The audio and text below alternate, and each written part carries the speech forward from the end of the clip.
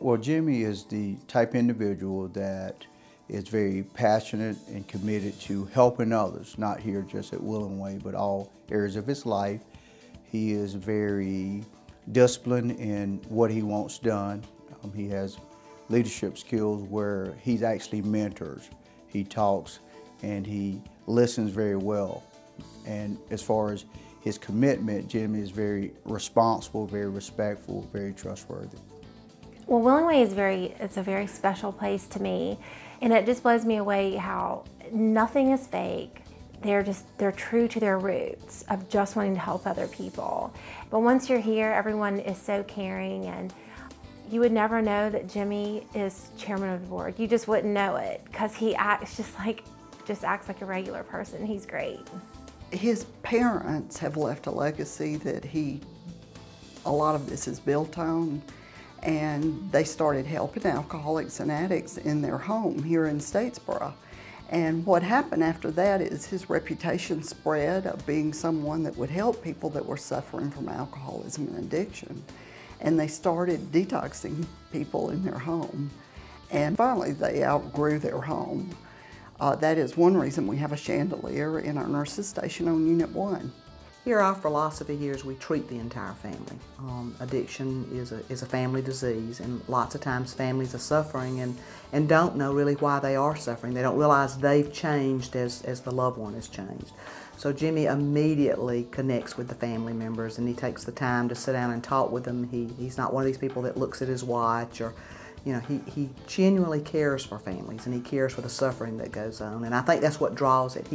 He can pick up on someone suffering, and his number one focus is to relieve it, to give them hope and to give them some type of thought process that they can get past where they are right in that moment. I think as well as doing that is Jimmy has stayed very visible in the community.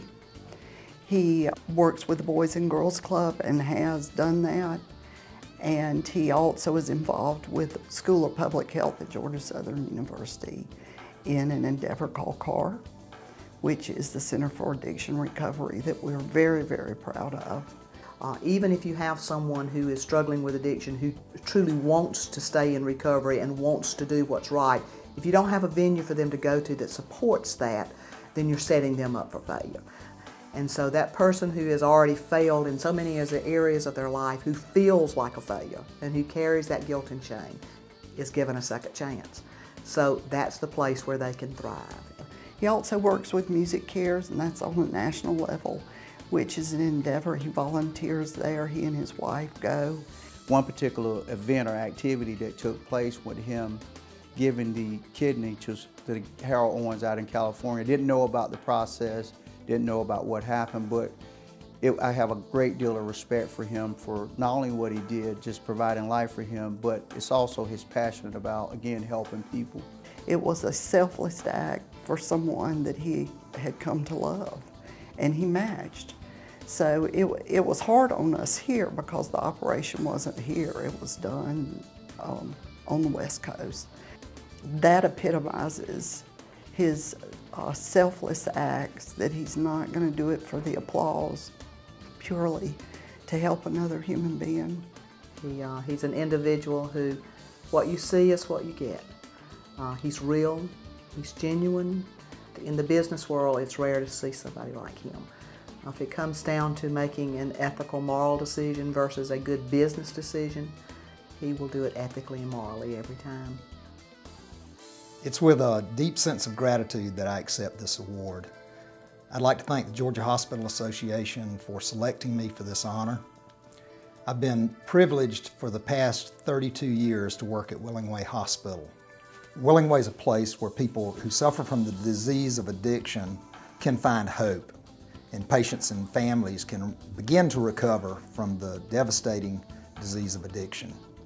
My mother and father, who from the depths of their addiction were called to work with other alcoholics and addicts, and opened the doors to Willingway in 1971. I'd like to thank my brothers and sister, my wife Robin, who has given me so much support and stood beside me. And once again, thank you for this award. It's truly an honor.